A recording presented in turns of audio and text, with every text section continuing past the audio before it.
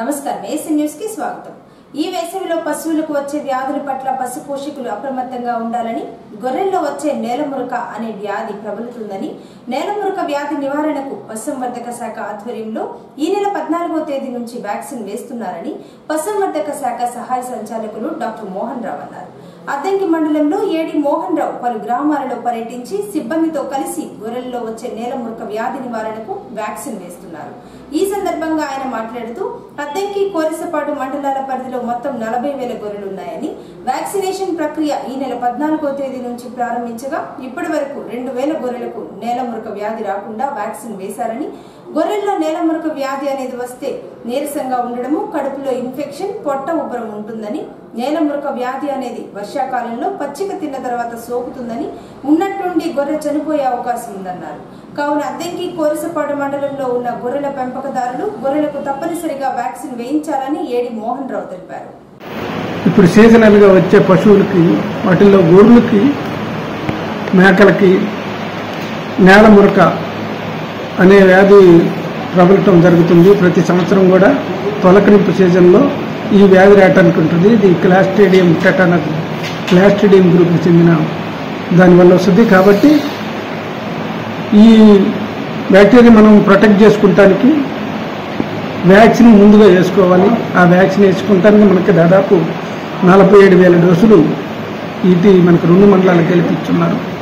దీంట్లో నుంచి 14/5/2024 నుంచి మనం బిగిన్ చేయటం జరిగింది। ఇప్పటికి దాదాపు 2,000 డోసుల వరకు మనం చేస్తున్నాము। ఎక్కువగా మేసినందువల్ల వాటిల్లో జీర్ణం కాక కడుపుబ్బి తర్వాత బ్యాక్టీరియా గ్రోత్ అయ్యి కడుపుబ్బి అప్పటికప్పుడు చనిపోవటానికి ఆస్కారం ఉంది। కాబట్టి ఈ బ్యాక్టీరియా నిర్మూలించడానికి మనం ముందుగా టీకాలు వేసుకోవాలి। ఆ టీకాలు మనకు అందుబాటులో ఉన్నాయి కాబట్టి అందరూ గొర్రెలు ఎవరైతే మెయింటైన్ చేస్తున్నారో వాళ్ళందరూ కూడా ముందుగా ఈ టీకాలను వేసి గొర్రెల నుండి ప్రొటెక్ట్ చేసుకోవాలి। దీని ముందు లక్షణాలు ఏంటంటే మనకు పచ్చిక ఎక్కడ ఈ వర్షం పడినప్పుడు అక్కడ పచ్చిక బాగా పెరుగుద్ది।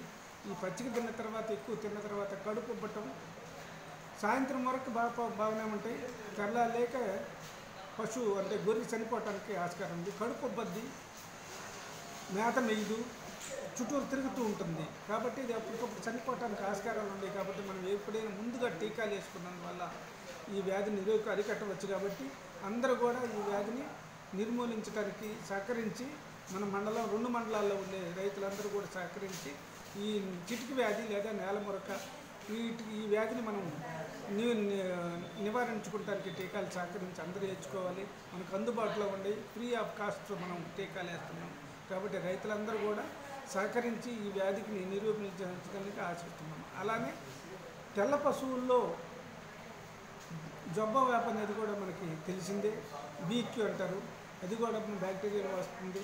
ఈ జబ్బు వచ్చినప్పుడు పశువుకి వెనక కాలు కానీ ముందు కాలు కానీ వాటే బాపు వచ్చేసి తర్వాత చీము చేరి తర్వాత నిక్రోసిస్ కుళ్ళినట్టు వాసనతో క్రిప్టేషన్ సౌండ్తో రావటం ఉంటుంది కాబట్టి దానికి జ్వరం ఉండేసి మేత మేయక తెల్ల పశువులకి ఎక్కువగా రావడానికి ఆస్కారం ఉంటుంది।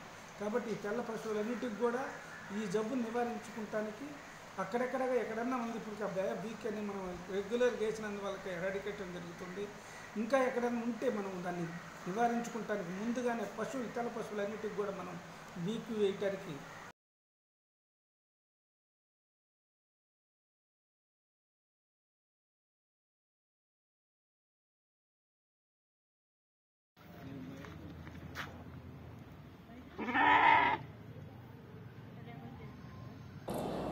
రోటరీ అంటే సేవ, సేవ అంటే రోటరీ అన్న విషయం అందరికీ తెలుసు అని, రోటరీ తరఫున ఎటువంటి సేవా కార్యక్రమాలు చేసినా అందరికీ ఎంతో ఉపయోగకరంగా ఉంటాయని రోటరీ క్లబ్ అసిస్టెంట్ గవర్నర్ లేవి ప్రసాద్ అన్నారు।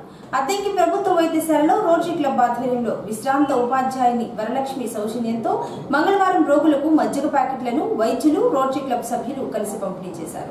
ఈ సందర్భంగా ప్రసాద్ మాట్లాడుతూ ఈ వేసవిలో ప్రజల దాహార్తి తీర్చేందుకు గాను రోటరీ క్లబ్ తరపున దాతల సహాయ సహకారాలతో ప్రతి సంవత్సరం లాగానే ఈ సంవత్సరం కూడా రోగులకు మజ్జిగ ప్యాకెట్లు అందజేశారని, విశ్రాంత ఉపాధ్యాయురాలు వరలక్ష్మి ముందుకు వచ్చి రోగులకు మజ్జిగ ప్యాకెట్లు అందించాలని రోటరీ వారిని సంప్రదించగా వారు తక్షణమే స్పందించి ముందుకు వచ్చారని, రోటరీ క్లబ్ సంస్థ అనేది ప్రపంచ స్థాయిలో గుర్తింపు పొందిందని, రోటరీ క్లబ్ చేసే చిన్న కార్యక్రమమైన ప్రజలకు పేదలకు ఎంతగానో ఉపయోగపడతాయని ప్రసాద్ తెలిపారు. రోటరీకి ప్రభుత్వ హాస్పిటల్కి మాకు అవినాభ సంబంధం ఎక్కువగా ఉంది. ఎందువల్లంటే ఇక్కడ టైంలో ఎక్కువ కార్యక్రమాలు చేయటం, గర్భిణీ స్త్రీలకు పౌష్టికాహారం అందించడంలో కానీ ఈ చిన్నపిల్లలకు పౌష్టికాహారం. అదే టైంలో ఇక్కడ ఈ స్టైల్స్ కూడా మొత్తం రోటరీలే సప్లై చేయడం జరిగింది. అదేవిధంగా మొన్న ఈ మధ్య గాజులపాలెం ప్రైమరీ సెంటర్లో 25 కుర్చీలు రోటరీ ద్వారా సహాయం చేయడం జరిగింది. అదేవిధంగా మరి ర్యాక్లు కావాలంటే ఫైల్స్ పెట్టుకోవడానికి, మెడిసిన్స్ పెట్టుకోవడానికి ర్యాక్లు కావాలంటే ర్యాక్లు కూడా మన రోటరీ ద్వారా సహాయం చేయడం జరిగింది. ప్రభుత్వ హాస్పిటల్సే కాకుండా విద్యా సంస్థలు ఏడైతే పేదరికం ఉందో అక్కడ పోయి మేమే వెళ్ళి సేవ చేయటం అనేది ఈ రోటరీ యొక్క జయం. అంతేకాకుండా కొన్ని ప్లేసుల్లో ఈ బెంచీలు అరేంజ్ చేయడం కూడా పెద్దలు నడిజారుగా అటు ఇటు తిరిగేటప్పుడు వెళ్ళేటప్పుడు ఇబ్బంది పడుతుంటే కొన్ని ప్లేస్లో ఎక్కువ బల్లలు అరేంజ్ చేసి టౌన్లో వాళ్ళకి సేవ తీర్చుకోవడానికి ఏర్పాటు చేశాం. బల్లలు కూడా దాదాపు 50 బల్లలు అద్దంకి టౌన్లో రోటరీ ద్వారా సహాయం చేయడం జరిగింది. అందువలన ఈ కార్యక్రమం మాకు మొత్తం కాదు, కానీ ఎలా ఎక్కడ చేయాలనో అక్కడే ఆ కార్యక్రమం చేయటం అనేది మా ఉద్దేశం. అందువల్ల ఎండాకాలం కాబట్టి ఇక్కడ వరలక్ష్మి మేడం తోటి అనుకోకుండా సడన్గా ఏర్పాటు చేయడం జరిగింది. అందువల్ల ఒక మధ్య కార్యక్రమం ఏర్పాటు చేసాము. త్వరలో గర్భిణీ స్త్రీలకు కూడా ఇక్కడ పౌష్టికాహార పంపిణీ కూడా చేస్తామని మీ అందరికీ తెలియజేస్తున్నాను.